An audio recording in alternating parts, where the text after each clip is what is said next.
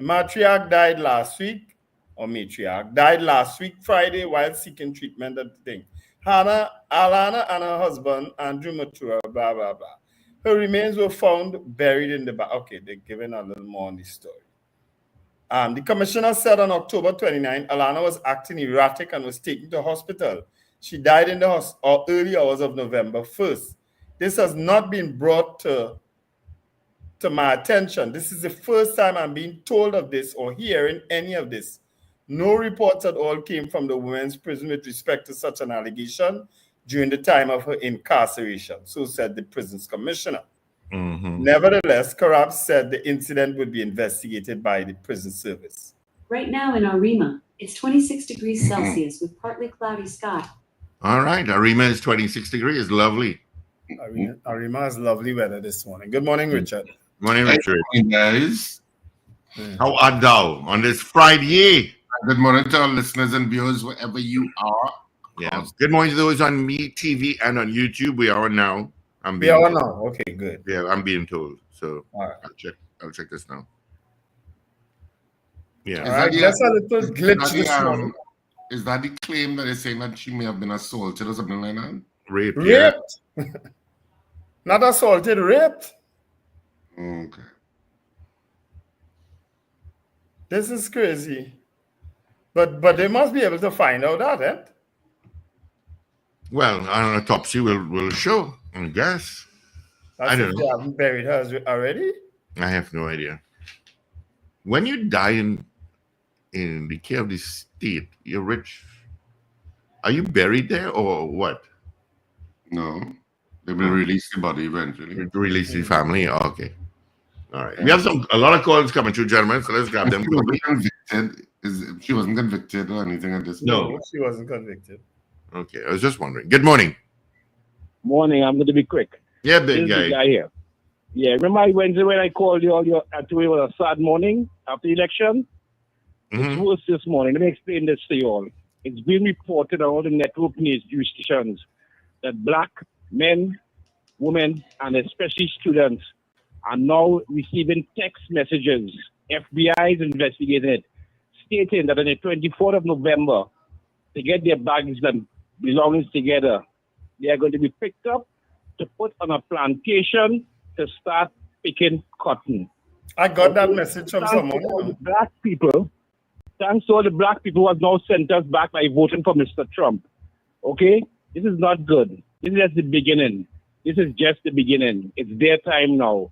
So, gentlemen, it's a worse morning this morning. And this is, you can Google it. It's on all the network news. Okay, I just sent it for them, big guy, because I got it from someone who lives. Oh, you saw it. In Thank the you, States. Wendell. Yes, Thank you. Thank you so much, Wendell. Yes. You saw it? Yes, I saw it. All right. Yeah. You all have a good day. Thanks, big guy. I'm now opening it up here. Good morning, caller. Hi, good morning. Morning. I would like to advise Vision and Mission, the government of Trinidad and Tobago, and all the relevant authorities stand by, according to the former Prime Minister and President-elect, former President and President-elect, stand by and stand ready for the mass deportation of Trinidadians and the rest of the Caribbean by extension. And the rest of the globe. Yeah, not globe, just African countries, just black countries, because they're not going to be mass deporting Europeans, people from Ecuador and Philippines, and well, not the Philippines, but definitely black and brown countries, Mexico and the Caribbean. So we need to prepare ourselves to receive these deportees that may know nothing about Trinidad and Tobago, who left here since 5, who left here since 15, and knows nothing about Trinidad and Tobago. And we need to also be mindful for the innocent ones that are going to pass in the rush, the people who just have a traffic offense and decide to give our police some back talk, and they deport them same way. So we need to start to prepare for that. All right, that's just my suggestion. I don't doubt that for 1 minute. I don't doubt that for 1 minute, because if Donald Trump could have done what he did in his first term of office, you know it's going to get worse. You know it's going to get worse. Yeah. Good morning. So yeah, Steve. Good morning. I was on waiting to tell you that you're now on the television, Yes, and thank you. I would like to ask Wendell, what is the procedure to get a mayor because we don't have one, and What? apparently I alone living in San Fernando. Together what, sorry? I'm here. Mayor, I didn't have no chairs in the office. Remember I tell you that since the other day? Uh-huh. You can't mayor and council at the same time. We need a mayor. They move all the chairs because we loitering waiting on Mr. Paris. I don't know how to answer that question because Yeah, I you don't get know a that. mayor, you get a mayor after local government elections. A mayor is voted in, by the council. Since September last year, on books to get an appointment, and the last time I went there was no chairs. And when I asked, well, people loitering, I said, but we had to sit down to wait on the mayor. So Yeah, but all doesn't the mean you don't have a mayor. he's not in office. He's councilman. He's not mayoring.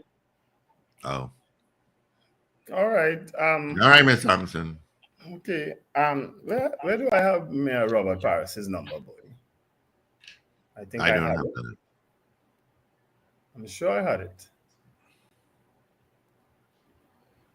Ruben's been typing for the last half an hour. Is he sitting on his keyboard? He's probably sleep typing. All right, so 222-8255, toll-free North Americans, 866-525-1099. I saw the message of the big guy that you sent, Wendell. Mm-hmm. I saw that news. I saw that, but I didn't see it specifically. But that news item made the rounds. I think I saw it maybe on BBC that those people getting those text messages the day after the elections. Mm-hmm. So it was upsetting to a lot of people now across the United States. I don't think it was particularly only in one state. So I know Louisiana got some, Pennsylvania got some. I think were there some in New York too? I think so. It was across the US. It's good. I mean, it's stupid and hateful and nonsensical and dotish and all of those words. And it's gonna get worse. It's going to get worse. Well, yeah, I guess. Yeah, it'll get worse.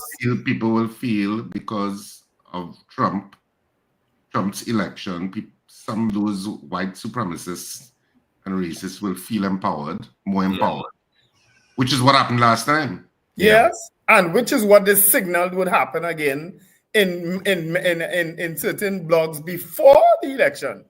You saw we got several videos of them saying certain things before the election. You understand? So yeah, and it's not going to just be against blacks.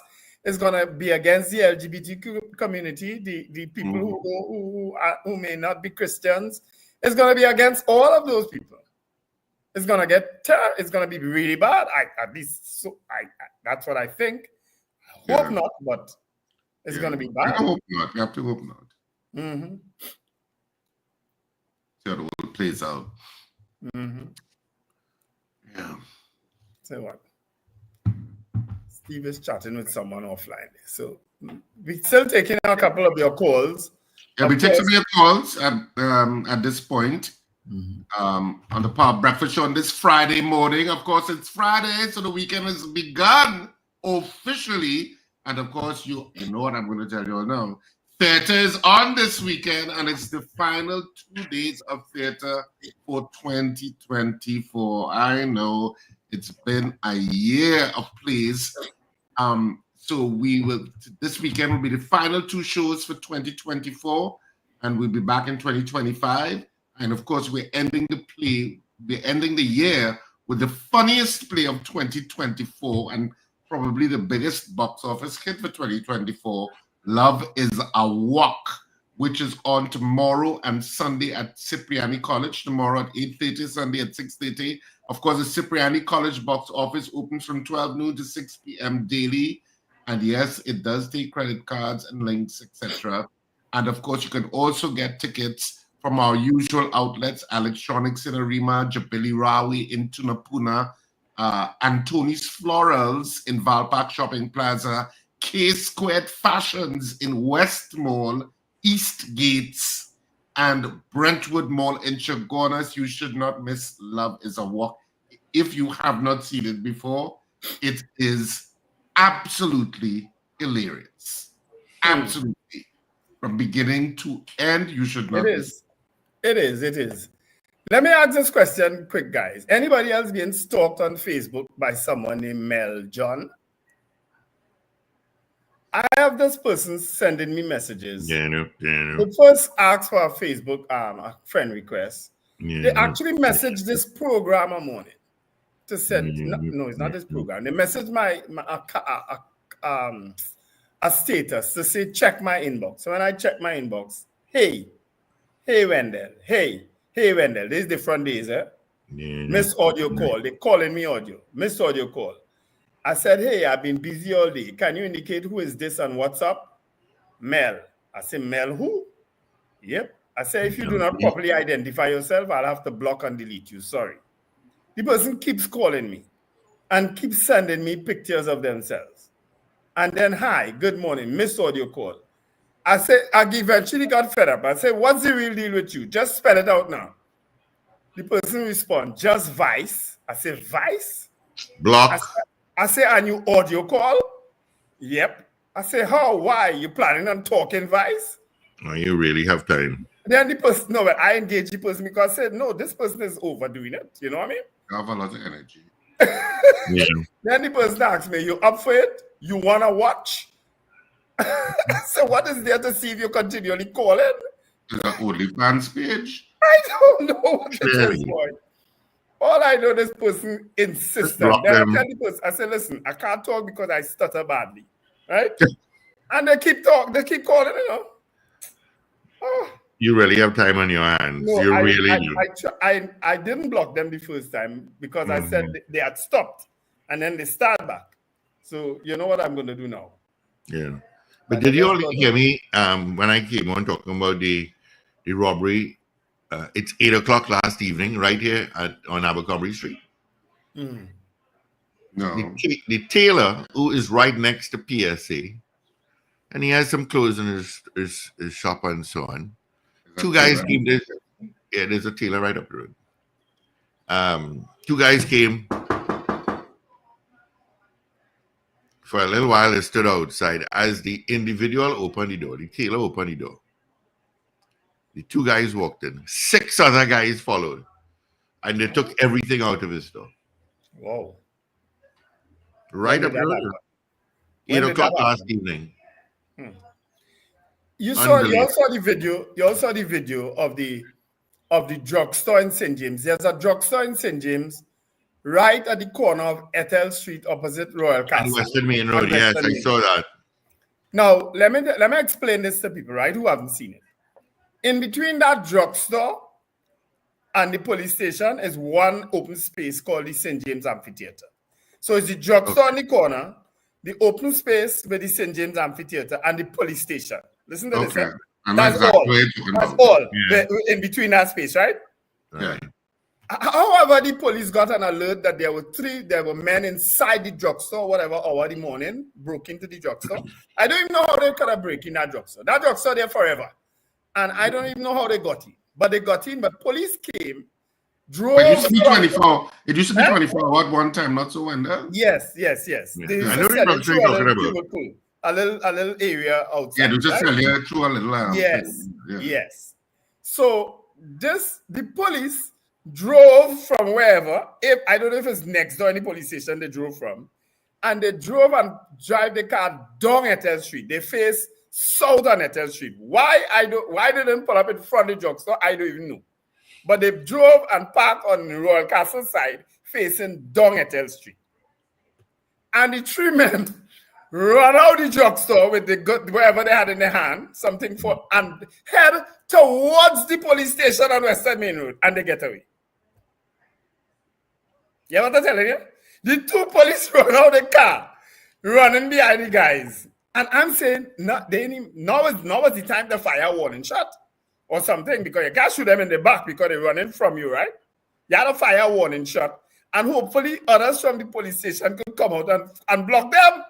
The man run down the main road towards the police station and get away. 3 minutes. I swear it's a comedy. It has to be a comedy. I sent it hoping that you all would have been able to show it. But my goodness. Yeah, that's it to Ruben. Well, I sent it in the chat. And I sent it for Paul. I think I sent it for Paul. You should have a play called Police is a Walk. I watched that there and I say, how? That was a perfect opportunity to catch 3 bandits. Between you and the drugstore is the amphitheater. You drive to the scene because you got an alert. I don't know who called the police or whatever. Somebody clearly alerted the police. So thanks for the speedy response. But they had a chance to pull up in front of the drugstore and catch the guys. You back down the street and the 3 men run out and down the main road, past the police station and get away. I don't know now.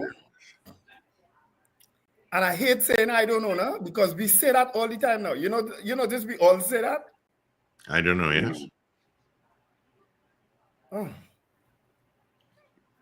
Oh gosh. Right. You need to excuse me for 3 minutes. I need to read something here. You need to what? He said 3 minutes. Yeah. Just give me 3 minutes. Let me deal with something here. Okay. That's a long time. Richard, talk. I thought he was good and open up the lines, but you can't open up the lines if you're not there. No, he can't. That's like God. So yeah. And you know what was an interesting news item, and I was hoping I could see more, was the date of completion. At least one of the channels last night talked about the date of completion of the A&R Robinson terminal in Tobago, and it may be finished ahead of time. No, I don't know if that's an official thing or if that was speculation on part of the media house. But I think I didn't see that. Yeah, that was a news item last night. But I thought they were going to show us, like, an in-depth view of the terminal, how it looks. But they didn't. They were just outside, and they were showing, pretty much, it looks pretty good. And I mean, and they were just showing you the new airport terminal in Tobago from the outside. And it does look pretty far gone, And so they were saying it should be completed, because I think it's supposed to be completed by the first quarter of 2025. Okay. And they're saying that it may be finished before that. Now, then that was an official statement that they got, or they were speculating. But the terminal does look pretty interesting. I didn't see that. Sorry. Yeah, so it got me thinking, hey, I wonder if I don't think it was a Unicode project. It was a NIPDEC project. So I went on the Unicode website to look to see, what other projects were on. But then I realized after it's a NIPDEC project. But I was going through the Unicode project too, because you know why? You remember when we spoke to Rowan Sidenan? He talked about there were plans for Citygate. Yes. And he said there were plans, and he said you could see it, Wendell. I could send it to you. Yes. I don't know if he ever did. No, he didn't. And so I said, well, maybe that might be a Unicode project. So I went into the Unicode project section to basically Baku to see if I would see something about Citygate and stuff like that. But there are so many other projects, including some older ones like the Waterfront project and stuff like that. But also some that, of course, are in development, like the Ministry of Education. EBC is getting a new building. The Elections and Boundaries Commission. Ministry of, so not education, Ministry of Social Development is going on the bottom of Victoria Avenue there. So they had the stuff for their building, the San Fernando waterfront. So that different things that were interesting to look at. Yeah. At least what you could see, but I was really looking for Citygate. I thought they were the Citygate. I'm getting a message here. I'm trying to figure out. The person saying it's a NITCO project, not NIPDEC. You refer to NIPDEC what? Yeah, for the airport. For the airport, it's NITCO. Right. So it's a NITCO project, not NIPDEC. Right. Yeah. Right. It's NIPDEC. I'm wrong. Yes. Yeah. Morning, Mr. Piggott. So I was looking, to see what other projects, etc. But as I said, it was interesting to see what projects, because I didn't even know of the Roxborough Hospital, the new Roxborough Hospital, which apparently is, because they say signed, sealed, and delivered when it's completed. Right. I didn't even know Roxborough got a new hospital. I suppose I just maybe there was something that passed and I didn't realize. But there were a lot of interesting projects that some that have been completed that you may not have known about. Right. You know, so it was interesting to go through some of them. But I was really hoping to see Citygate. Yes, yes. When he did at say least, it's coming, at least it's coming soon. Yeah, at least it's, you know, it's in the birthing stages. You would have seen it there. It may not be a UDCOT project, but I think he said it was going to be a UDCOT project. Yeah, and he said we'd be impressed by the design. Yeah, so I went to look for the design. I went to see, but there was nothing. I'm sure someone listening could who has access to it would send it for us. Yeah. But let me say a special good morning and happy birthday to the owner, managing director, the boss man of Furniture Plus, Mr. Amjad Ali. Oh, to this Amjad Ali's birthday. Yeah, he said happy birthday, Amjad. Yeah. Amjad, happy birthday to you. Hope you have a fantastic day today. Yeah. So he's Scorpio. I wonder why he kind of so quiet and kind of reserved. Scorpio people are kind of, they're strange, you know. They're kind of quiet, sometimes shy, sometimes, and then, you know. But my son is the 21st. My grandson is the 14th, and my son is the 21st. They're born a week apart. Of November. Yeah. I have a cousin whose birthday is coming up on 14th, I think. Okay. Yeah. All right, well, let's take some of the calls, guys. There are lots of calls coming through, so let us grab them. Good morning. Good morning, gentlemen. Wendell, that drugstore only has a front entrance. Only has a front entrance. Well, those two officers need to be pulled into the question. Why didn't they park the vehicle in front of the entrance with the guns out? Well, I don't know. Maybe they thought the men would have come out blazing and shooting. I think they would have. I don't know what. I don't know how to think about what I saw, Miss Sampson. I really don't know, And why only one car responded, I really don't know. Because if you pass by St. James Police Station, it's the most among the police cars you'll ever see parked. So I really don't know. I really don't know the circumstances. All right. Thanks, Mr. Sampson. Good morning, caller. Morning, Steve. Morning. Good morning, Wendell. Good morning, Richard. Good morning. I want to find out. Would it be that when President Trump becomes full-fledged president in January, when he's ready to do his mass deportation, would he have to ask the governments of the particular countries that he's going to do it? So you have to, they will have to accept their. No, they don't have to. That doesn't have happened before. No. Oh. In fact, Caribbean countries, remember there was a point where the law had changed and they were deporting you after certain crimes. And that's why you have a lot of deportees, and we call them deportees. And not only in Trinidad, but throughout the Caribbean, when they started to do that, Caribbean countries weren't aware, and suddenly plane loads would arrive with deportees. And then the Caribbean, I think the Caribbean leaders lobbied the United States for some advance notice when stuff like that was happening. Right. There's no requirement. No. So in a case like that now, let's say hypothetically that he's deporting 1,000 locals, like all of them at the same time. That's at one point, over the time you will deport.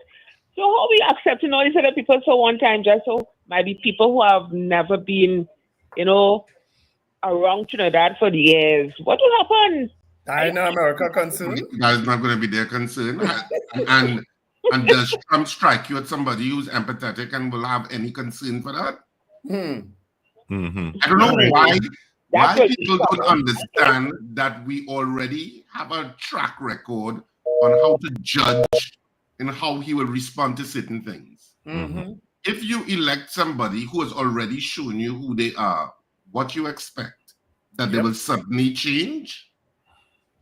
And they got elected, re-elected, based on all those things again. Exactly. They promised to do those things again, you know. Exactly. Yeah. You ran a campaign where you say all sorts of horrible things, not only about and inferences, not only in terms of race and women but generally being an unkind human being. I don't know how children look at this election, quite frankly. Somebody sent me a video of a young boy talking about it. I can send it to you, Wendell. But the little boy was right that you as adults tell us, be kind, be empathetic, do the right thing, be good, be a good human, and then 60, 70 million of you all do the opposite. Yes. Good morning, caller. Yeah, good morning. Good morning to the crew, Richard. Yeah, good morning. You hear me? Morning. Yeah. Morning, sir. We are hearing you loud and clear. Yeah. Okay, right. Good morning. Well, if you go through the pages of history, when the world have a lot of anarchy and chaos and mayhem, you get leaders like that. You know, and leaders like Trump will just come on the scene, conditions. And right now, the world, as I always say, the problems are insurmountable or intractable, whatever term you want to use. I told them years back that Trump will win. And America will never have a woman president. Oh, get up. Will never have a woman president. England, right. You can go up with the Queen. There are certain countries you might get a little woman here and there. The world is a patriarchal world. God created it. But Trump, what about mass deportation? They hardly does achieve anything, Same thing with Hitler. Same thing with Mussolini. They will hardly achieve anything because to deport one person about 10,000 US 900, about 80 billion they among the things, and it is unfair, actually. It is unfair. So he talk, and he message good. He message immigration and the economy. Immigration and economy. You all have a pleasant. All right. Thank you. Good morning. Good morning, caller. Hi, good morning, gentlemen. How you guys doing? Good morning, Captain Ron. Good. How are you doing? Just getting ready for work shortly. Listen, first of all, I think people, it's just a lot of talk going on right now. America don't have the money, as much as we like to think that they're so rich and this country is so rich. Listen, they don't have the money to deport people, all these kind of people. It's over a couple $2 billion well. All right? The very Trump have people working in his property who are still not legal to work here. That's a known fact. So, all of this is just talk. Don't just take it at face value. So the thing is, and what's going on now, they have 70 days right now between now and the time when they're going to swear him in. What's going to happen, and it's already started, they are going to try to see if they can disqualify him based on his conviction, which they should have done a long time, but now all of a sudden they're going to try that in the House and also in the Senate. That's the talk now. So it's not over yet. And still, people are still looking into something else. And what they're saying is that even though it appears to be a clean victory, they still suspect something else is not right. But I have to follow up on that. Yeah, this I know for a fact is that a lot of American black men did not vote because of when they put Biden and Ms. Kamala in power. The first thing they did was made new laws to defend the Asian community, which never voted for them. Then they refused. They refused to pass the George Floyd law, so they still haven't done that yet. So people are upset with that. And then you have the Lebanese people that believe that it's just black Americans and white Americans, not just white Americans. They're in the minority right now. The Lebanese people who are citizens here did not vote for them because of what's going on in Israel and Lebanon. Secondly, then you have the people here still Not everybody is backing Ukraine. It's a lot of things, hidden things that's going on. But don't just take it as value. Trump is just saying this and saying that. He can still be stopped. He can still be stopped. So just keep our eyes open and see what happens. All right. Have a good weekend and be safe down there. Thank you so much. Let's take one more call before we go to the news headlines. Good morning. Hey, good morning, guys. Two things. Wendell, that situation refers to the pharmacy. The only thing that makes sense to me is that the police did not respond to a crime. They were probably going to buy something in the pharmacy. No, not the 3 hours of the morning, Lincoln, the place closed up.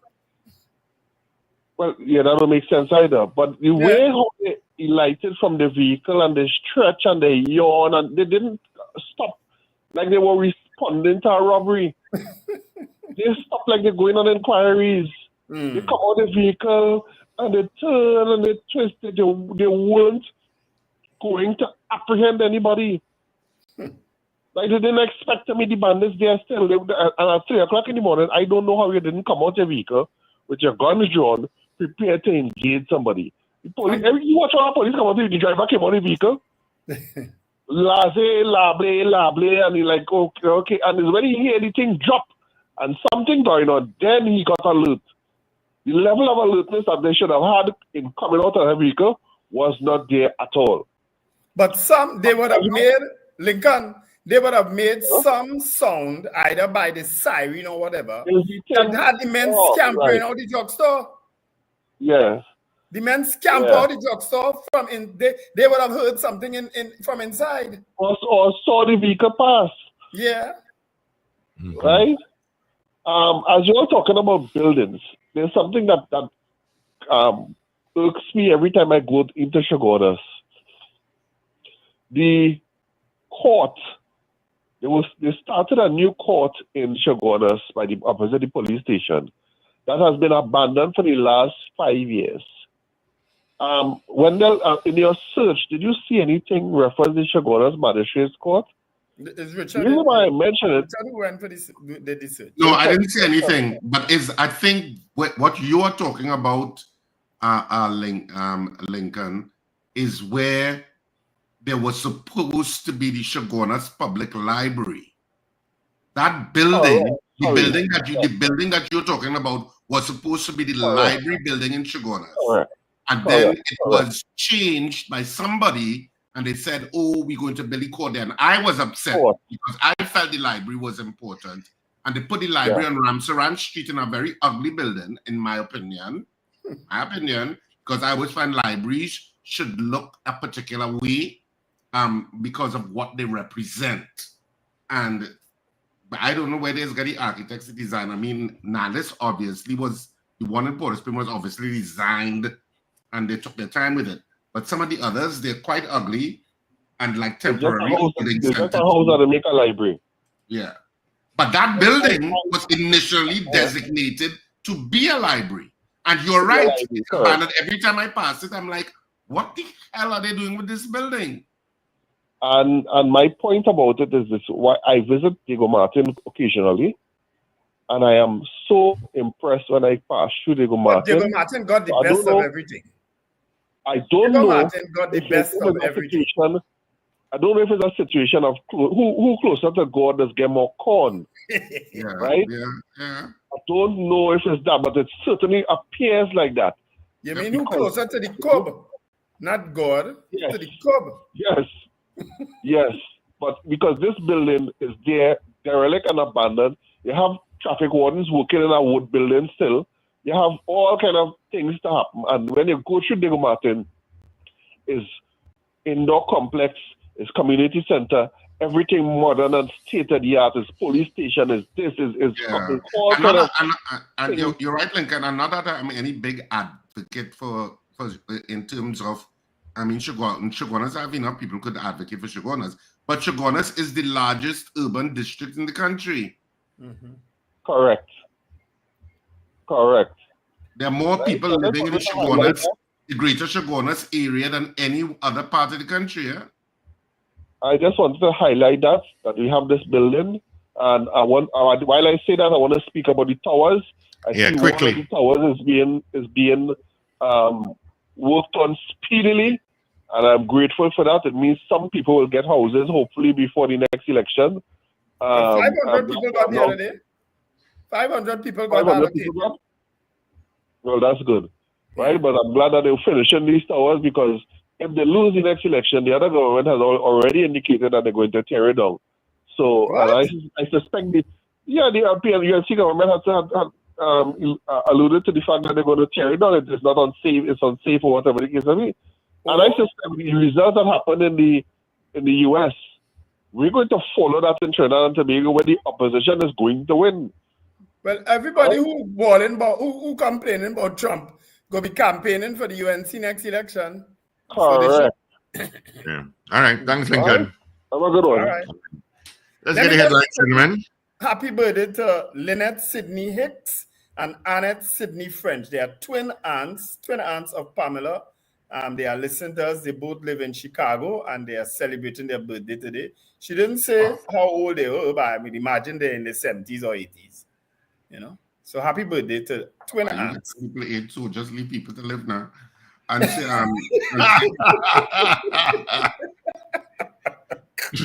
happy birthday and have a fantastic day, whatever you do. News headlines. So, Daily Express for today. And of course, today is Friday, November 8th, 2024. Why no probe into calm? That's the headline that the Daily Express went with. As Privy Council dismisses Finance Minister's appeal in Jawanti case, Law Lord asks, why no probe into calm?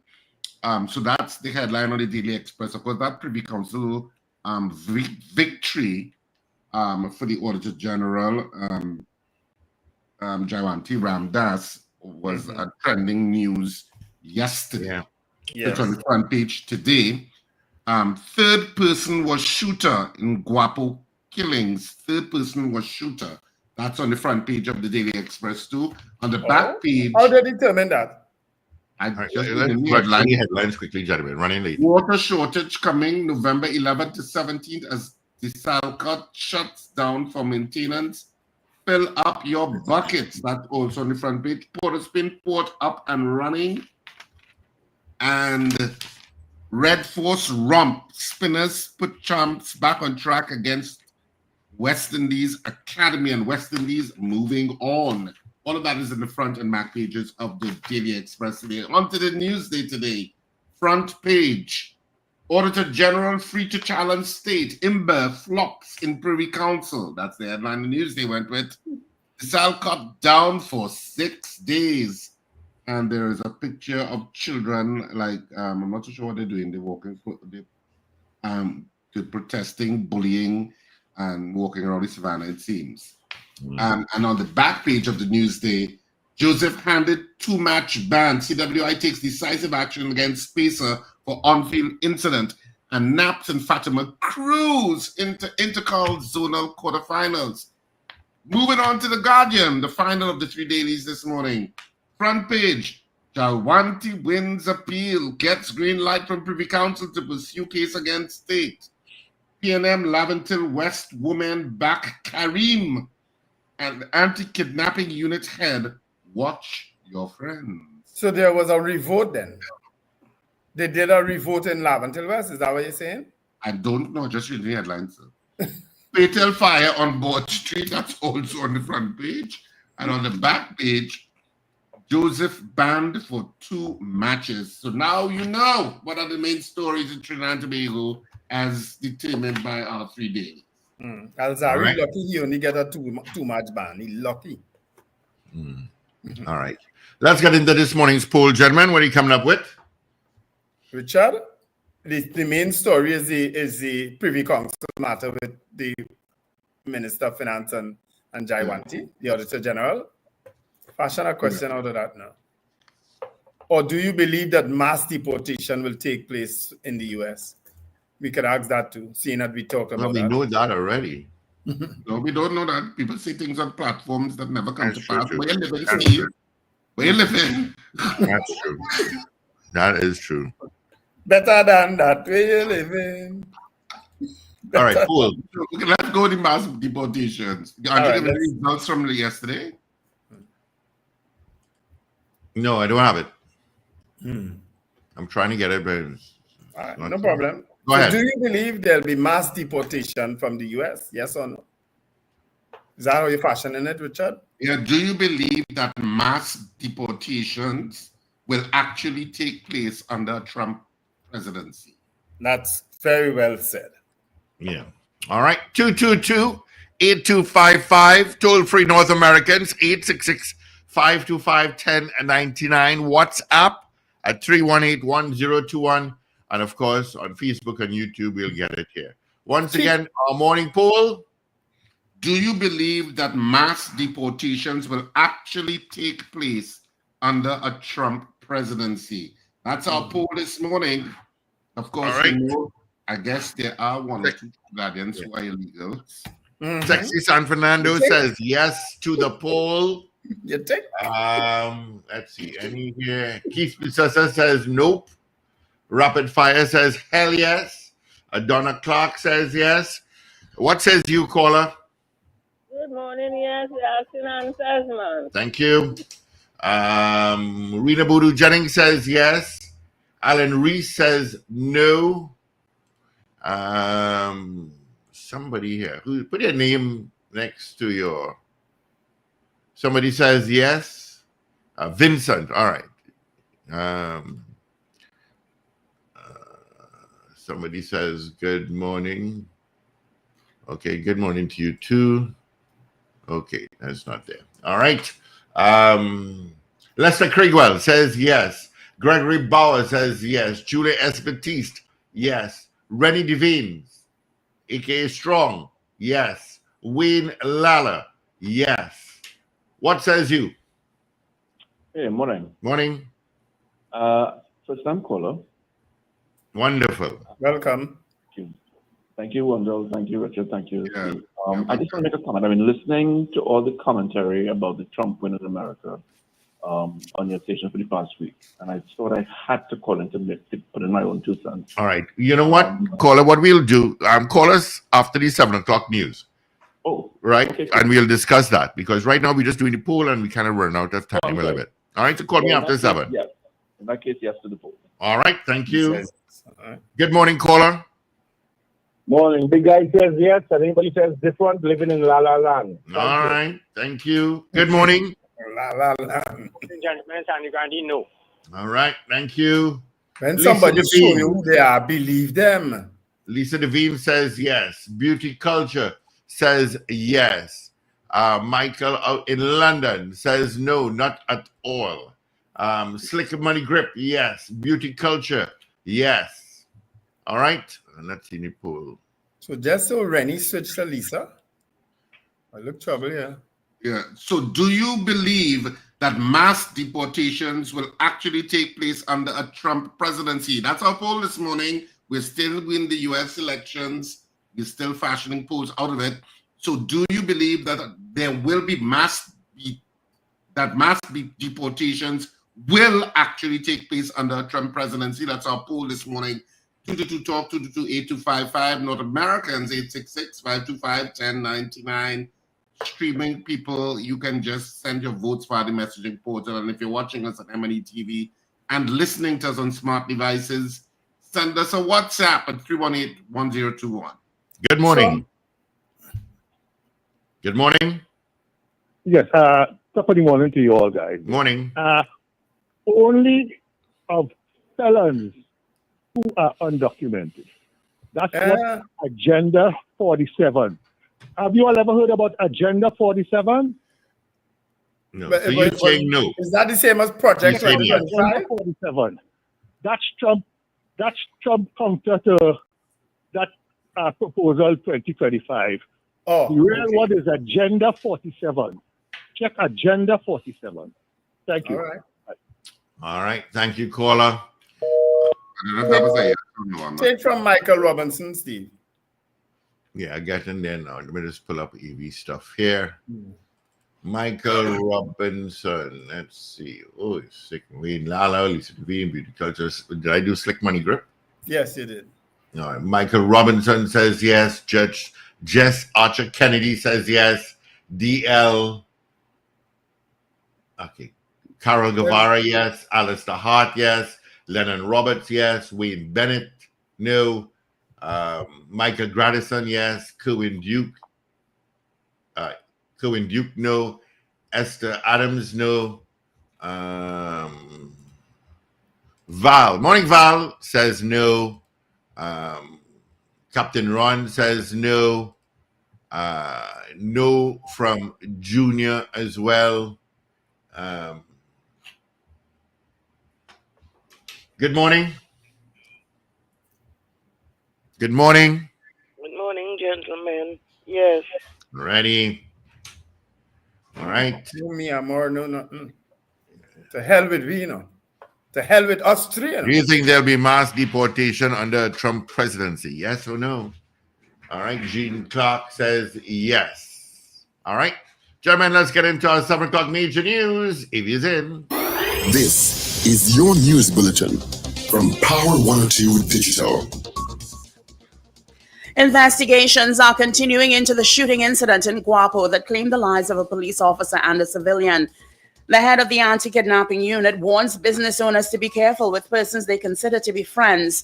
Hannah Mathura's family claims their mother Alana was raped while in custody, and the Point Lisa's desalination plant will be shut down to facilitate maintenance works. Details in a moment.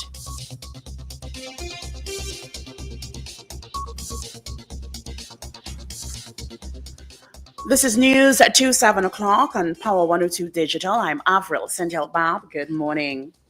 Investigations are continuing into the shooting incident in Guapo that claimed the lives of a police officer and a civilian. Police Constable 25-year-old Krishna Banahar and a father of 2, Hakim Joseph, 44, were fatally shot on Wednesday when officers of the Southwestern Division went to St. Rose Street in Gonzales Village to execute a search warrant for arms and ammunition at a house. According to police reports, Joseph ran when he saw police and was pursued by officers. Banahar and Joseph were struggling as the constable attempted to restrain him when another man fired at the officer. Police, however, say that details of what transpired next are under investigations. Banahar was pronounced dead at the Point Fortin Hospital around 5:20 p.m. The suspect, a 35-year-old man, fled the scene but was subsequently arrested. As investigations continue, there has been a call for criminals to put down their guns. It came from the Police Social and Welfare Association President ASP Gideon Dixon, who also lamented the criminals are becoming more brazen even when confronted by police officers. In a statement on Wednesday, Police Commissioner Erla Harewood Christopher said the murder of the officer was grossly disconcerting and very serious cause for concern.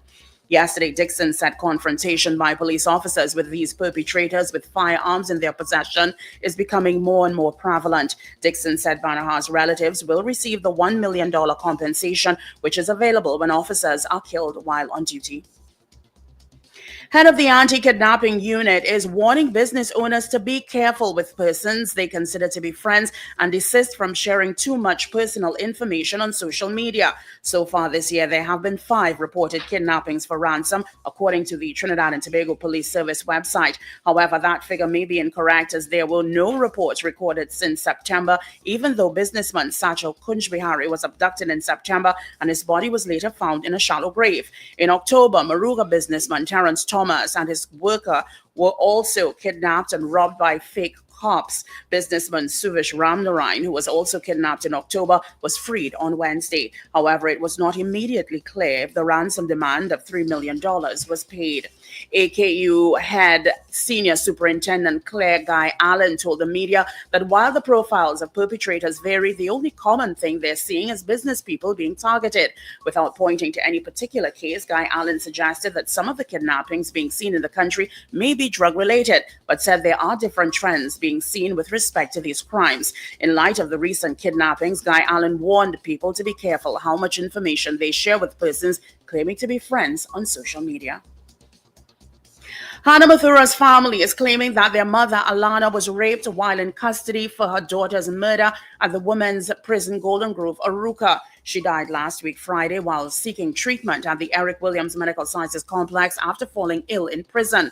Alana and her husband, Andrew Mathura, were arrested and charged with the murder of their daughter, Hannah, on October 16th. Hannah was 18 at the time of her death. Her remains were found buried in the backyard of the family's Valsayn home in March this year after police received the tip-off from one of her siblings. She was last seen alive in June 2017. Yesterday, the family's attorney from Calexus Law Associates and Company, Stefan Buduram, claimed that 63-year-old Alana confided in one of her daughters while at hospital about her ordeal in prison. However, in an immediate response, Commissioner of Prisons Carlos Carras said there were no reports of such an incident occurring. The commissioner said on October 29th, Alana was acting erratic and was taken to hospital. She died in the early hours of November 1st. Nevertheless, Carras said the incident would be investigated by the prison service. A copy of Alana's autopsy report showed that she died from bilateral pulmonary thrombosis and deep vein thrombosis. The autopsy report was quoted by Guardian Media. Yesterday, one of the Mathura siblings sent an email to media houses asking for privacy, saying that the sibling and family members were facing profound grief and asked the media and by extension the public to please consider that a child is one of the survivors. The Point Lisas desalination plant will be shut down to facilitate maintenance work for a period of 7 days from Monday 11th November to Sunday 17th November 2024. This was revealed at a joint news conference held on Thursday by the Desalination Company of Trinidad and Tobago and the Water and Sewage Authority of Trinidad and Tobago. These works were previously planned for September. However, it was rescheduled to allow for greater recovery of the authority's supply networks following the harsh dry season. The Desalcott-owned and operated desalination plant provides 40 million gallons daily to WASA, which is used to supply the Point Lisas industrial estate, as well as augment the supply to areas in Caroni and southwest Trinidad. The authority's acting CEO, Kelvin Romaine, indicated the plant shutdown will have a significant impact on the overall water supply position in Trinidad. However, to mitigate the effects of this supply shortfall in operations, the authority says that it will be redistributing supply from the Caroni and Navet water treatment plants and implementing temporary water schedules.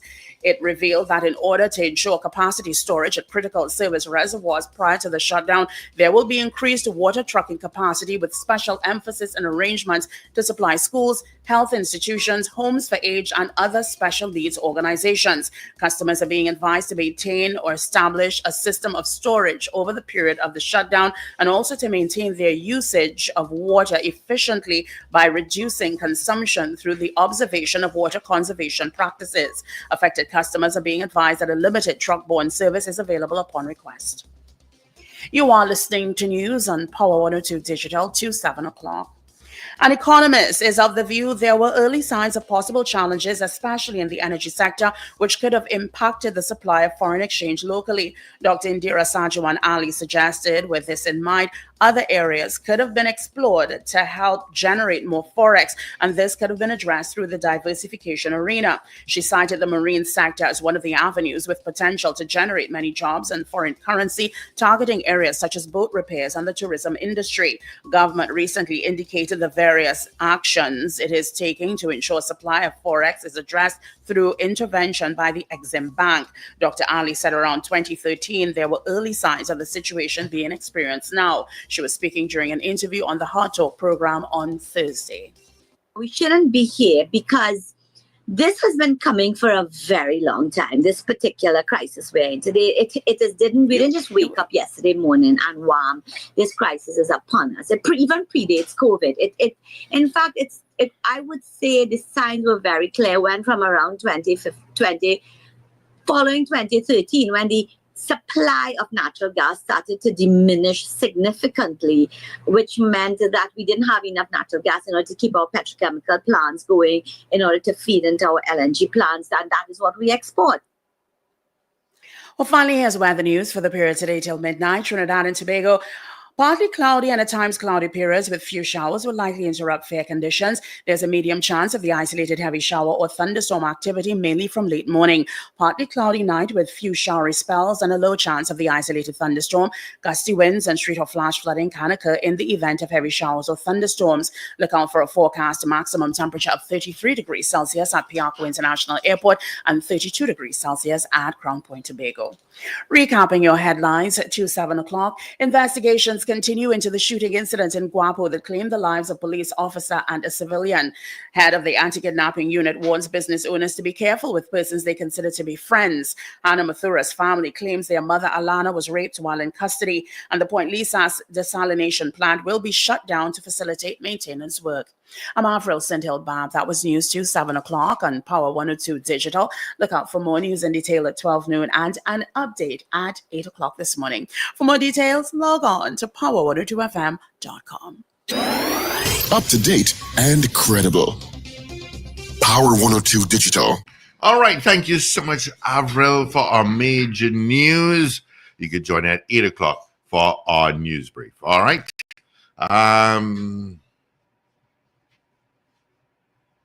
Right. Okay. It is 28 degrees on both islands this morning. It should be a nice day today. Got some pitter-patters, but that's about it. Okay. All right. Let's see if we have any more votes. Okay. So Cheryl Henry says yes. David Wares says yes by 2. So David and Cheryl Wares. Steve, you have to go back from Jean Clark. Jean Clark says yes. Yeah. So that's the only one you missed. Lisa is Strong's wife. Okay. Yeah. Okay. Rapid Fire said that. Let's see if we have any. Up North says yes. Miss Ingrid in Tucson, Arizona says no. Okay. Somebody else says morning. No. Okay. Mm-hmm. And that's it. I believe. I mean, maybe use the word mass is what having people voting no. But Donald Trump promised this on the campaign trail. He promised that he would be doing it. So I don't see why he would want to disappoint the 71 million people that voted for him. He promised he will do certain things, and I think that's exactly what he's going to do. You know what I mean? There's nothing to stop him. There are no how I should put it, checks and balances on him. He controls everything now. Mm-hmm. You understand? So he's going to do it. Richard, that video you sent for me is extremely emotional with that young man. What video? Yeah. My sister sent me that. Nyla sent me that. Okay. So yeah, is the House settled yet? I'm not too sure. Is the House settled in the Congress? I haven't heard anything. But I'm not sure. Someone, I'm sure someone who follows it, including Captain Ron and they who live out there, Captain Ron and Miss Ingrid, could tell us what happened with the House. Because the House was still outstanding. They had about 29 seats outstanding. But the trend was obvious, eh? Well, it's pretty close, huh? Mm-hmm. It's pretty close. Even if the Republicans win, if they win the House, and it's a big if they win the House, it will not be by much. It's very close. Yeah. Somebody keep this saying. And if the Democrats win, it will not be by a huge amount. Well, Kid Bissessa is saying that they've won. They have the House. Terrence Brown is saying not as yet, so I'm not sure. Oh, you're not sure. Yeah. Because it was still outstanding up to yesterday. But let me give the results. Yeah, I have Cheryl Charles also saying yes, and Keith Bissessa says yes, and Terrence Brown says not as yet. Keith Bissessa is, and they are responding to the conversation we're having. Keith Bissessa and Terrence Brown is responding to the conversation. Just Cheryl Henry added on that yesterday. Okay. So our poll this morning was, do you believe that mass deportations will actually take place under Trump presidency? We had 43 people voting on the poll this morning in the allotted time, and of the 43 people, 13 of you said no, you do not think mass deportations will really take place, but 30 of you did think that it would take place. So the majority, obviously, they are of the view that he will follow through on the mass deportations. That was part of the platform. I mean, you had parts which is crowd, his rallies, where people were saying deport, deport, deport, that sort of thing. So, you know. And to just answer Wayne Bennett, you're saying that they cannot just pick up people and deport them. We never said that they'll just take up people and deport them. Because there are a lot of people who are still hiding out in the United States, who are still there, undocumented, and who are there. And I think, if I'm not mistaken, they were saying certain categories of people that is really wide, yesterday, who that they can deport. You understand? So don't think that just marrying somebody in the United States will save you. That's the impression I got. You know? All right. So let's take some calls. That first time caller, I think now is the time that you could call and get through with us. Good morning. Time will tell. Good morning. Good morning, Wendell. You're upset that that Donald Trump going to be the first politician to do what he said he was going to do with the deportation. Me? No, I'm not upset. We just have to wait and see, pretty much. No, but he's not going to do it just like that. Remember, he said it's for the illegals who came into the country illegally. They break a law. So I don't understand why people making a big fuss out of it because they break a law. I mean, if you break a law in Trinidad and just suffer the consequences of breaking the law, so what's the problem? But anyway, I sent some articles online this morning. They caught the person who was sending the text messages because they tracked down where the telephone number was coming from.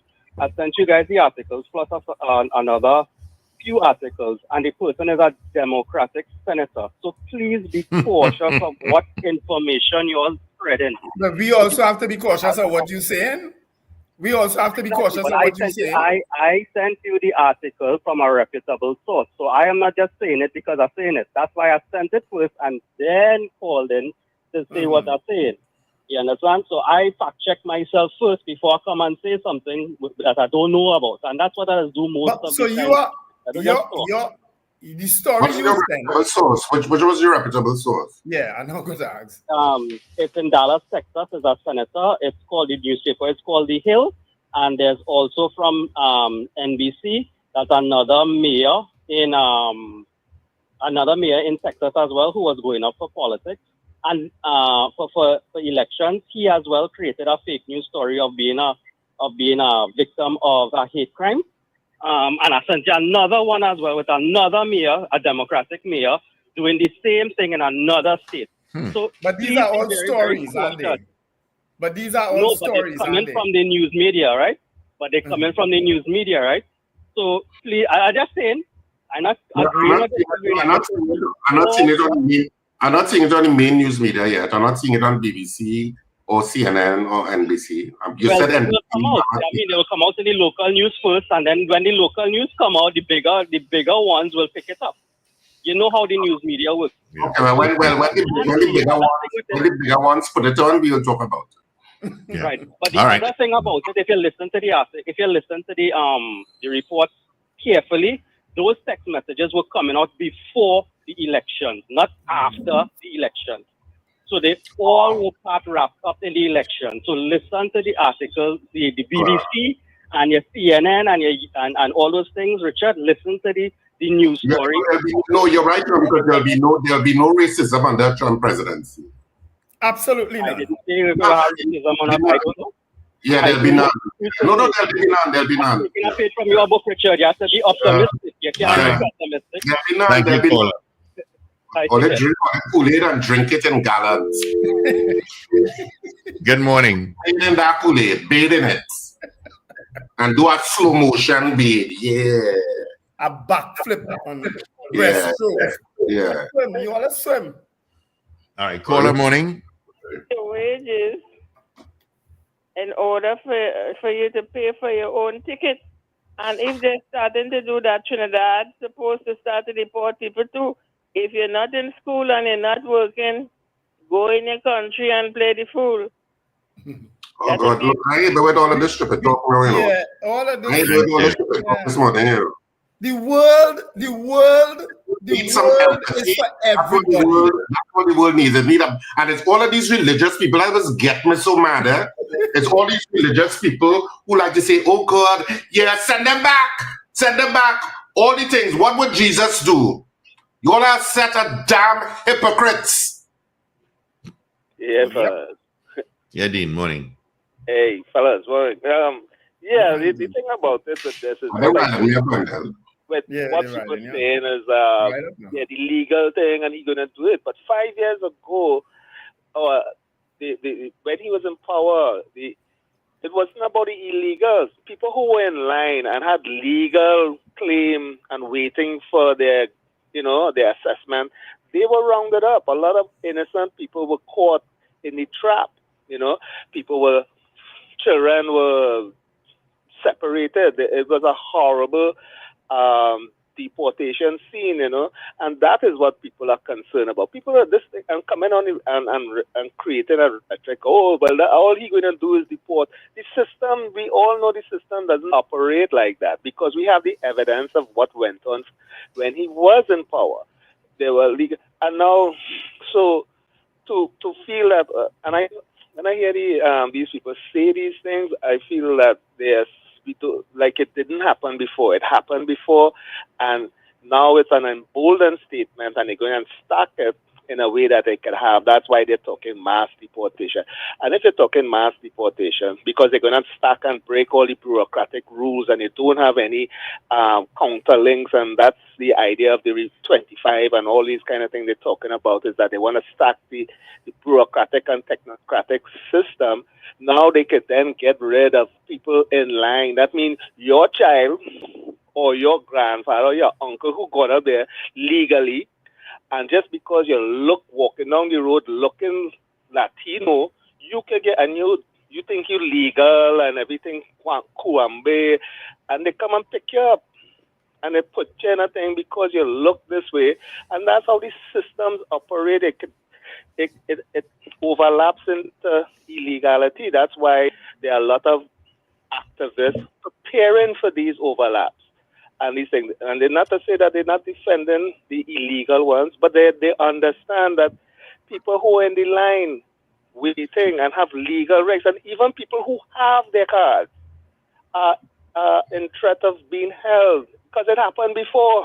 Why are people coming on the radio and just saying these things? Like, the data is there to prove that legal people got deported. And if somebody show you who they are, believe them. When somebody show you who they are, believe them. 70 million people believe that this is what they voted for.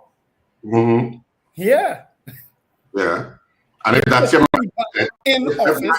mindset, Wendell, of that mindset of little empathy or how you see your worldview, and you elected somebody who you think accords with your worldview, you're going to want them to do what they said they were going to do. Exactly. Yeah. All right. Good morning, caller. Yes, morning to you all. Guys. Morning. To be legal in the U.S., you have to enter by a legal port. Coming from Mexico into the U.S. is not a legal port when you come to the border. What Biden did is when they came in, they bust them to certain parts, and when Texas and Miami and these places got upset, they started sending them to democratic cities. That's where the whole chaos started. But for anybody to come and say that Trump sent back evil people who was illegal, once you came through those borders, you were not legal in the U.S. Now, in relation to countries like Trinidad and so on, the Trinidadians didn't come through the border. What happened to Trinidadians? They would have gotten, when they come through the legal port, they might have filled out an I-94 or whatever you call it. That might have given them 6 months. What would have happened They overstayed their time, but they entered legally into the U.S. So that's a different scenario. For that person who entered legal into the U.S. to be deported, he now has to commit a felony.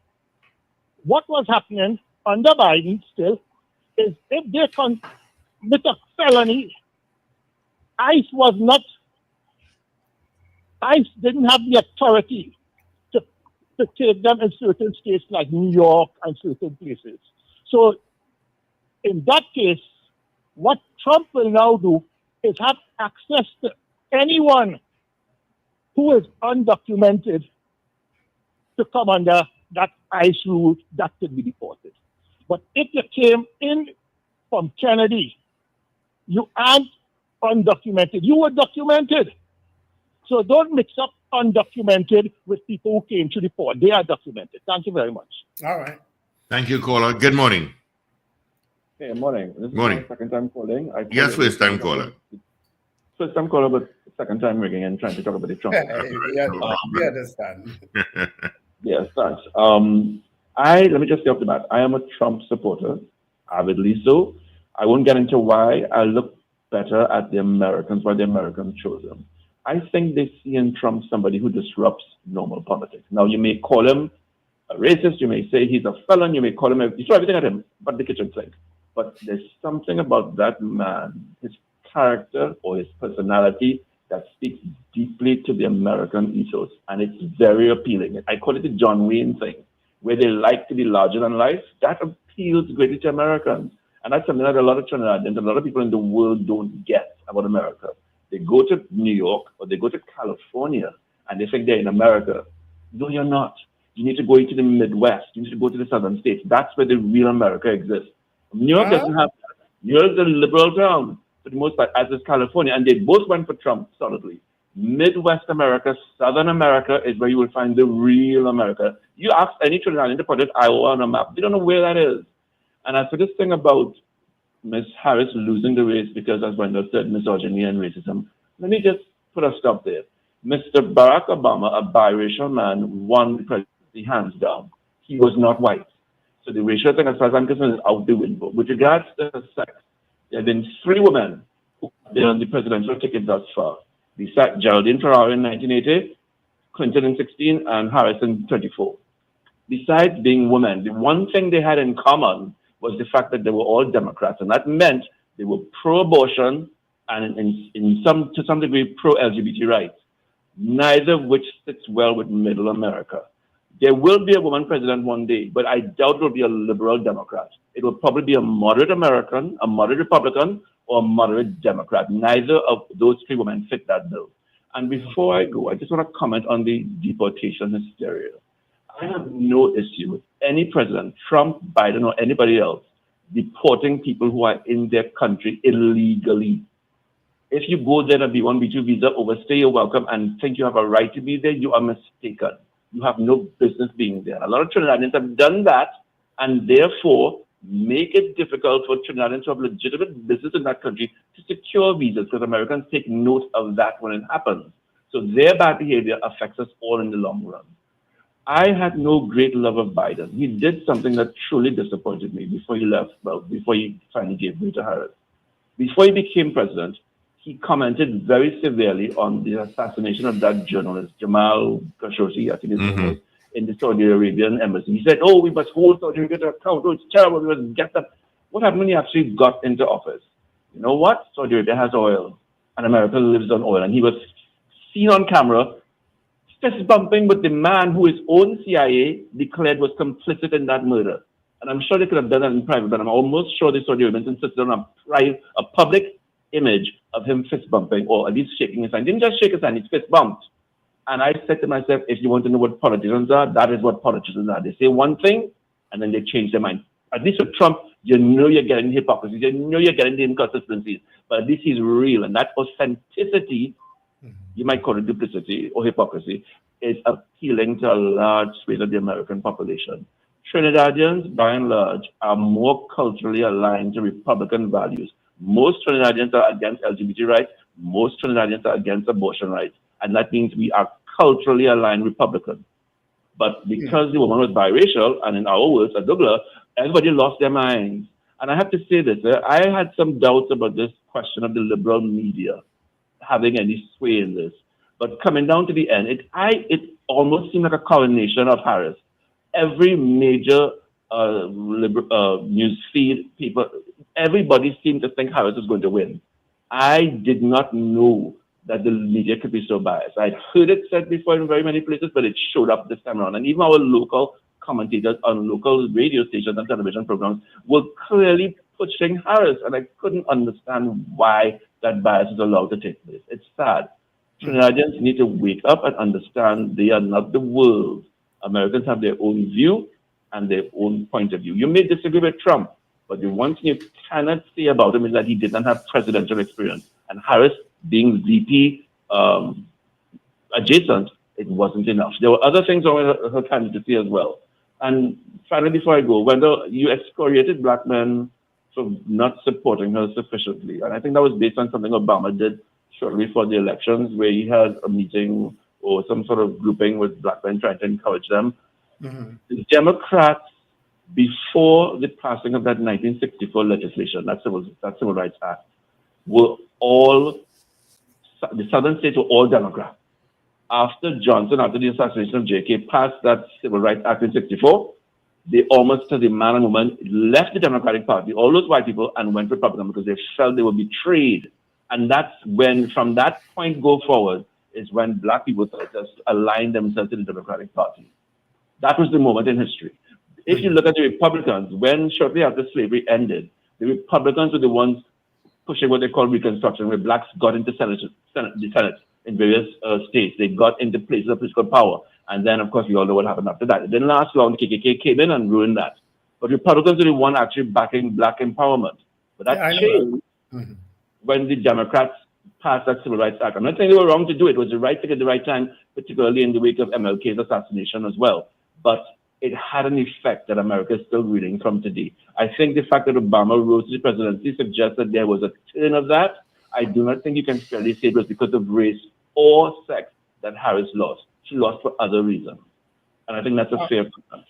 Thank you for listening. You live in the States or you live in Trinidad, Kola? I live in Trinidad. I'm a Trinidadian, born, bred, live, work. All right. Thank you. Thanks for joining the show. The best show. Thank you. All right. To hear a description, though, that the Midwest, those states, is where the real America is kind of disturbing, though. Yeah. We have a call. Good morning. Morning. I don't agree with that last caller that most Trinidadians do support abortion and do support the other thing that he mentioned. I don't agree with that at all. Yeah. Huh? Yes, he said that. Yeah, I don't agree with that statement at all. I think Trinidad is a more liberal state that people are entitled to do what they want with their bodies and thing. So I don't agree with that statement at all. All right? I'll leave it there. All right. Thank you. Good morning. Good morning, gentlemen. Morning. I call back to say I am very impressed with some of the callers this morning. They have unbiased views. They drink the Kool-Aid, but they still could see, right from wrong. I just wanted to congratulate all the callers and all the listeners that they have their own mind that could make decisions on their own based on the information presented on the program. That was the last two callers. They didn't say whether they articulated their points. They said what they had to say, and they weren't victimized for having an opinion. That is the whole point of our program that is neutral. You shouldn't have people denouncing and telling people other things when they have their opinion. That is democracy, and the man is right. The one thing with Trump is what Trump say, Trump doing. He's not like the other politicians, and Kamala Harris was proven many times she had an opinion on fracking that she didn't want it. Election come, now she wants it. She had an opinion on abortion, then she changed her mind on abortion. Then she had an opinion on the financial economy of the U.S., then she changed her mind. Flip-floppy thing. The man articulated what he had to say. The caller before that articulated what they had to say, and they won't victimize their opinion. No, on this show, we don't victimize anybody. We don't have that history Come of on, and you tell me I drink the Kool-Aid, and you tell me I drink the Kool-Aid and I have to go and bathe with it? Come on, man. Be Oh serious. gosh, come now, man. So you can't take a little fatigue from Richard? I don't know how people can be intellectually dishonest and say that Trump will do what he says he will do and that he's authentic. Somebody says he's authentic. There was a history from even Trump staffers that says whoever was last in the room, that is the opinion he went with. So he flip-flopped back and forth over decisions in his first presidency, which was at best chaotic in terms of the decision-making process. And we saw it play out before our very own eyes. Him holding up a Bible upside down. Trump is not new. Trump was once a Democrat, you know. And then Trump holding up a Bible upside down and trying to quote from the Bible. And y'all are brave enough to say he's authentic? Tell me some other adjective.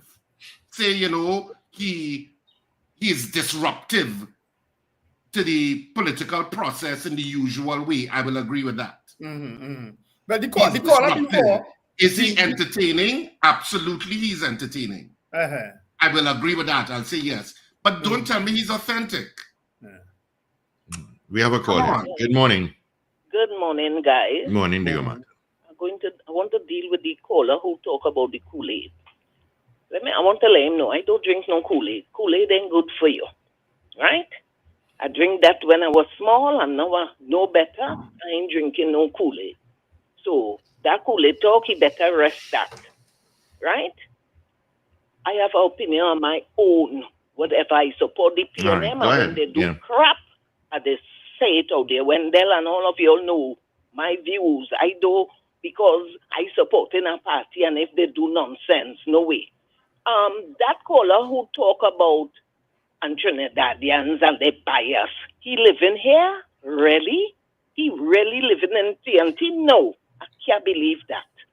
I cannot believe that. Donald Trump was no experienced politician. He is and was, well, whatever. He came in as a businessman, and he made a mess of the United States. I saying that. So I am saying, as they say, the people have spoken, and if it is they want him to run the country again, so be it. I ain't even want to, you know, a friend in the United States tell me that doesn't even be watching the news anymore. And same here with me. I don't even, every time I turn on the TV, whether, well, local, because I'm watching CBS and them, I had enough at Trump and that election. So local, when they started to just switch the station, I don't want to see it. I want to say, I'm trying to understand. You all see if you could help me, Richard. I don't know. You visit the prisons. Don't the female prison have female prison officers? You know if that is so, Richard? They do. So how they could... In fact, they may have male officers, but the male officers, for example, if I am going into the female prison, yes, I will be accompanied by a male police officer into the prison system, in the female prison, where you will meet female prison officers.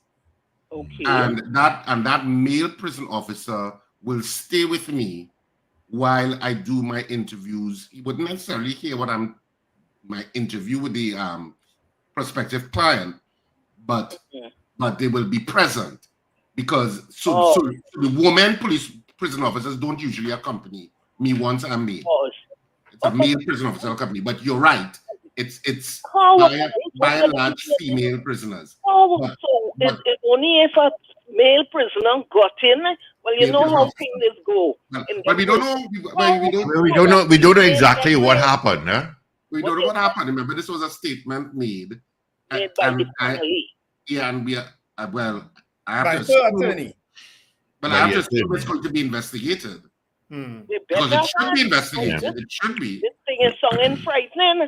And another thing I want to say, like they want to have a repeat of 1970 Munich games where Israelis were killed. I saw on I was reading an article where they had a game in Amsterdam and they start to attack the Israel players.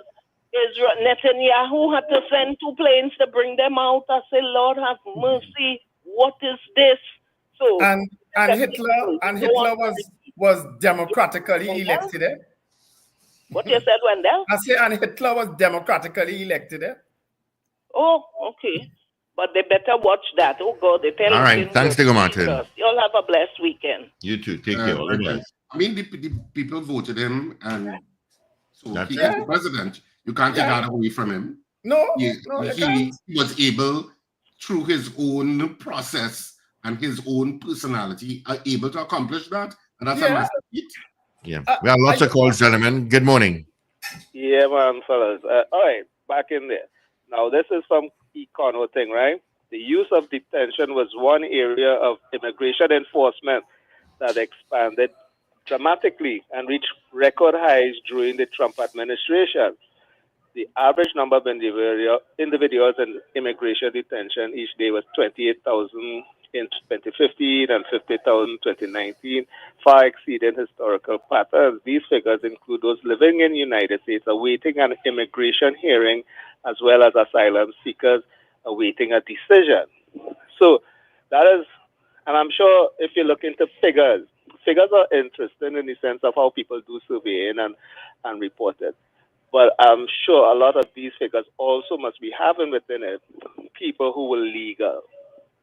And legal, either you have a green or you have a work permit and you could go about, and I'm sure they are part of those figures, right? And so when people want to tell me, when I was in it, I follow the shelter force people, the activists, I get those information daily on a thing about how people who into housing and people who into property and migration rights, because, you know, that is a very interesting thing about urban planning then. So I always keep up with urban planning, and part of urban planning is housing, equity living, cooperative ownership, land trust deals for minority people. But the fact of the matter is that when you are a minority in a hostile environment, minorities normally are the ones who are targeted by the majority group. That's just a natural thing, especially when you have a hostile, toxic rhetoric from the leadership. So I don't know why people are trying to justify how this leader that they support is. It's not.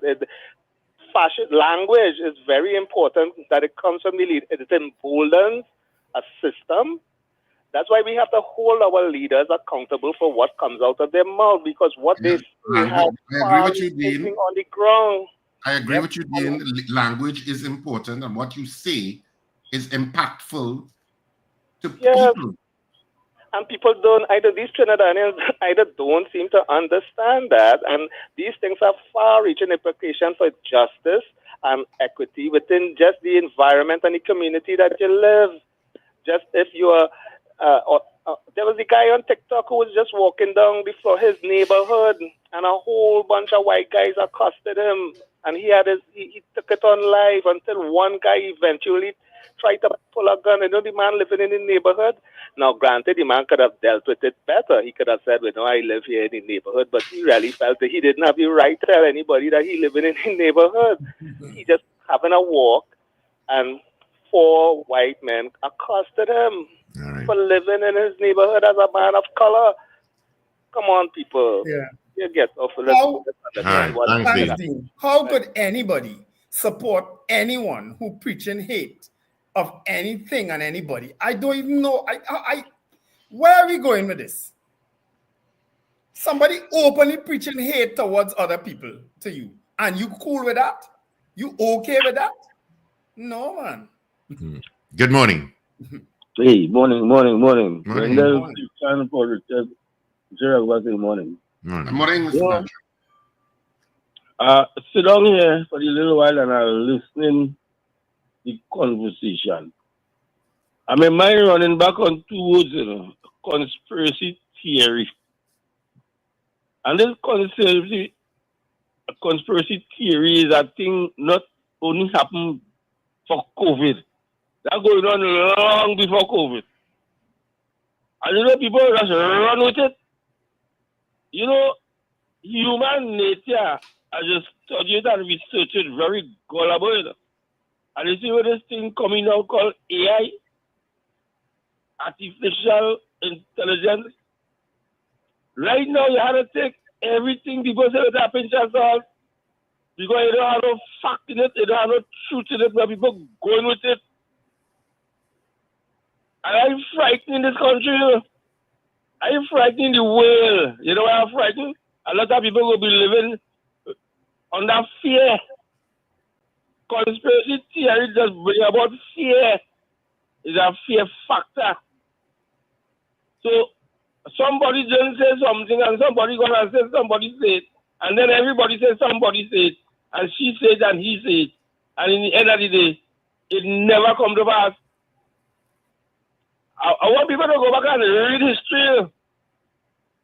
Read history. What's going on now? What happened today? You can remember the time when they say, when we reach in the year 2000, plane go follow this guy? Mm-hmm. You remember that? Crazy Science Calypso. Go ahead, Mr. Patrick. I have a lot of calls. All right. Okay. Yeah, but you know, that whole issue, which I always say from time to time on this program, illegal migration of human beings. Human beings are essentially animals. Okay? We might be top of the animal tier, but that's what we are. Okay? And okay, we have our brains and our creative processes separate us from the other animals across planet Earth. But like animals, when animals have a problem in any part of the planet, what do? They migrate. Mm-hmm. The same things is what human beings have done for centuries. Across Asia, across Africa, across South America, all of those indigenous people in the Americas, they moved from country to country when there were no borders because when you had a problem in X area, you moved. Mm-hmm. It's the same thing playing out in a modern sense. That's what's happening. So rather than the world focusing on, okay, which is what the United Nations, I guess, is supposed to do, how can we bring down poverty? How can we bring down injustice and stuff across the planet? And I suppose ultimately that's the goals of that. Those are the goals of the United Nations and stuff, and all of the different agencies that feed into the UN. But ultimately, that's the kind of world you want, where you have limited or very little poverty across the planet. Then it means the only reason that people will migrate is because something drastic has happened. And guess what? We're moving into an area of more and more climate events that you're seeing playing out across the planet. And who did you just elect? Somebody who doesn't think that climate change Who against all that? Yeah. And what is climate change going to do? Cause more and more economic hardship in certain parts of the planet. That is going to do what? Cause migration. Mm-hmm. There is an interconnected thing that predates even us as humans. Mm-hmm. And it will continue no matter what. Yep. And I always ask people, show me one country on planet Earth that has been brought down by illegal immigration. Mm-hmm. There is no evidence that that has ever happened. In fact, the country with the largest group of illegal immigrants is not the United States. Yeah. It's India. India has over 20 million illegal immigrants from Bangladesh alone. Approximately. Yeah. When Germany took in all of those Syrians, the 200,000 plus Syrians they took in, Germany didn't just take them in from an empathetic point of view, which may have fueled it. They also took them in from an economic point of view. Yeah, to help build a place. Mm-hmm. Not only that, but because of aging populations across the industrialized world, the birth rates are not matching the rates of people growing older. That is also happening in Trinidad. Yes, and Tobago. yes. Patrick Manning spoke about that, Richard, back then. Yes. When he told people... Patrick Manning said our population needs to get a point of 3 million minimum to be an economically resilient. How do you accomplish that? Yeah. Let's wrap this call. Good morning. Hey, good morning, gentlemen. Morning. I want to tell Richard that it was a pleasure listening to him as he was articulating that point, the points he was making there.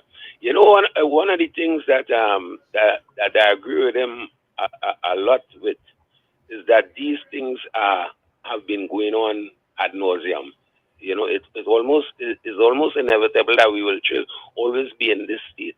You know, I recall my father-in-law telling me once. He said, look, don't worry about your future going forward. You know, he said most of these things that we making noise about are really old things happening to new people. You know, and that has gone with me so much, and I just kind of look over the years and see how things change. But I want to really address the issue of bias. You had two callers in particular this morning kind of accusing you all of being biased. But being biased is a normal thing because they fail to recognize that when they were articulating a case in favor of Trump, that they expressing their bias towards that concept and what Trump is saying. So to kind of put down other people because they have a different view and say they're biased, they need to look in the mirror and recognize that bias is normal. And this is why we continue to have debates, because people have different perspectives on the same issue. So just take a deep breath and try to listen to the different views. It might affect yours, it mightn't. But to call people biased and they drink the Kool-Aid, and to me that is kind of petty. You know, I just wanted to make that point. Thank you. We are not affected. Trust me. We're in this thing too long. Yeah, you made a very valid point, last caller, which is a good analogy that your father said, that it's the same thing just happening. Old things happening to new people. Old things happening to new people. Because a lot of the times that's what it is.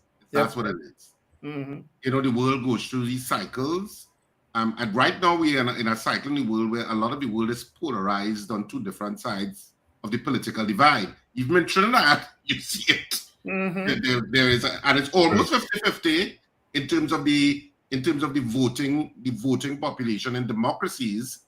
It's almost that, and you have autocratic countries now vying for their models being a better model than the democratic models. So you have Western democracies, in other words, fighting back against that, and because you have those are the two models that you see on planet Earth. You either have the autocratic models or you have the democratic models. By and large, those are the two competing models in terms of how you govern. So China would have more of an autocratic model, as does Russia. Russia says it's a democracy, but you know it's basically an autocracy. And then you have the Western democracies from the Europeans and the Western Hemisphere and the North Americans and South Americans. South Americans went through a lot of military dictatorships before they got to where they are. There were a lot of military dictatorships in South America, including Venezuela, which is why a lot of the South American continent constitutionally bars the death penalty. The death penalty is not allowed from a constitutional point of view because they have lived a history where the death penalty was used against thousands of citizens. Yes. Thousands and thousands of citizens. The state executed thousands and thousands of their own citizens. That's why the vast majority of South America is anti-death penalty. And when I talk about the death penalty issue sometimes, and I always say the state should never have the power to execute its own citizens, it comes from that background that you have seen played out in history. And so in the Western Hemisphere, it's only the United States and certain states in the United States and the English-speaking Caribbean that still retains the death penalty. And well, maybe Cuba. I'm not so sure if Cuba retains it, but generally, in this part of the world, South America generally doesn't have it. And it's because their history dictated on when they became democracies that would no longer be a tool. All right, let's grab this. The world evolves and changes. Hello. You know, as we as humans evolve too, I guess. Morning. Hi, good morning, gentlemen. Good morning. I'm listening to Good your morning. program. And, Morning, New York. Long time no hear from. Yeah, but I'm always listening. In the discussion, what I'm not hearing about this mass deportation is the economic cost. There was an analysis last night on MSNBC, and they were saying that the Homeland Security would have to fork out $300 million if you have to deport 11 or 12 million people. Million or billion? I think it's billion they meant. I think they're one of them.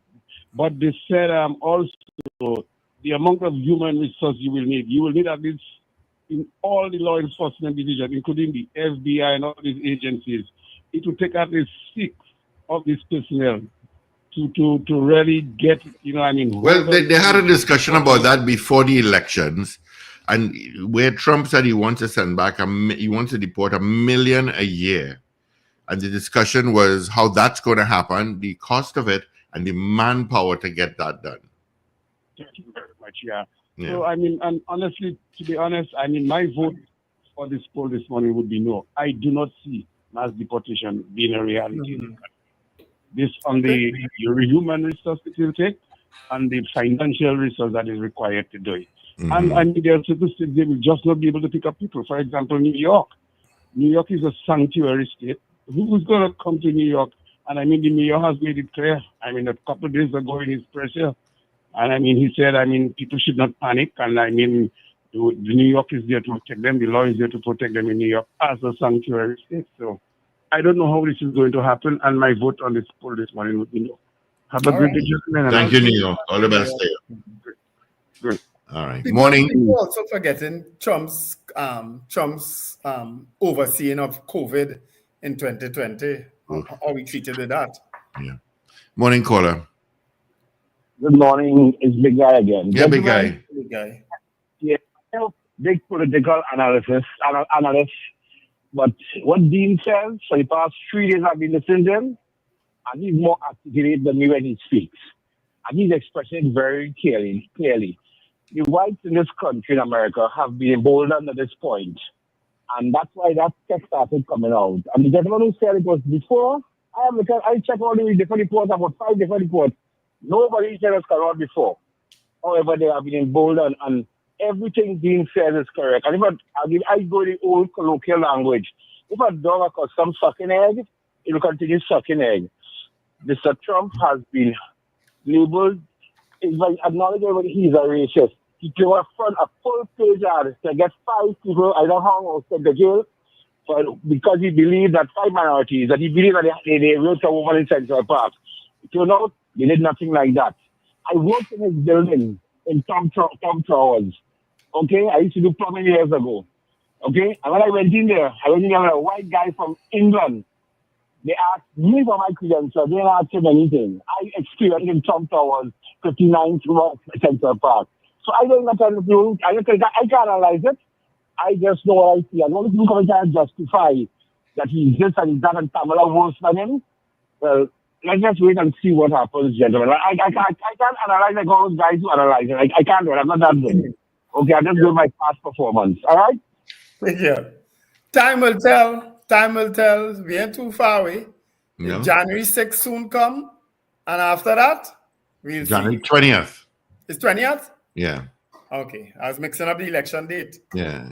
January 20th. No, well, January 6th wasn't it the storm? Was the attempted overthrow. It's January 20th where they're saying it's that's the handover. Right. 2025. So just remember January 2030. Keep that date in mind. January 2030. January 30th, 2025. No, keep the next 4 years after now. Oh. Keep that date in mind also, right? That'll be 2029. It's when it be 2029 will be the election. Uh-huh.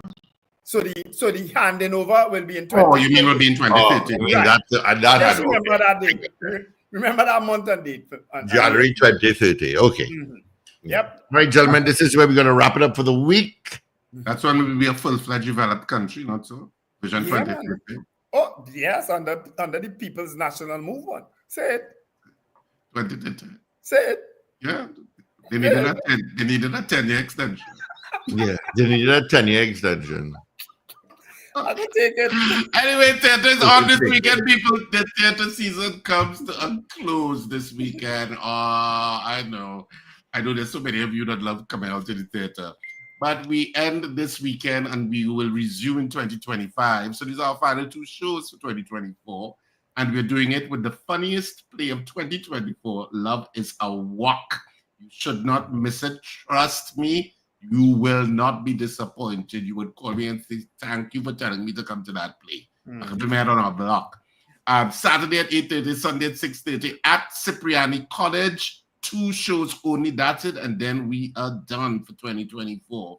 Love is a Walk on this weekend. The box office at Cipriani College opens from 12 noon to 6 p.m. daily. And of course, you can get tickets at Jabili Rawe in Tunapuna, Electronics in Arima, and Tony's Floral in Valpark Shopping Plaza, and of course, K-Squared Fashions, East Gates, West Mall, and Brentwood Mall in Shoguners. Have a fantastic, you can also purchase tickets online, so check RSRR Productions Theater. You have to put the theater at the end. Look for RSRR Productions Theater on social media, and you will find all of the information you require. Have a fantastic weekend, whatever you do. And for those of you in the United States listening to us who are disheartened and disappointed with the results, this too shall pass. Oh, yes. And you're right, it's 2029 because 2028 will be the election.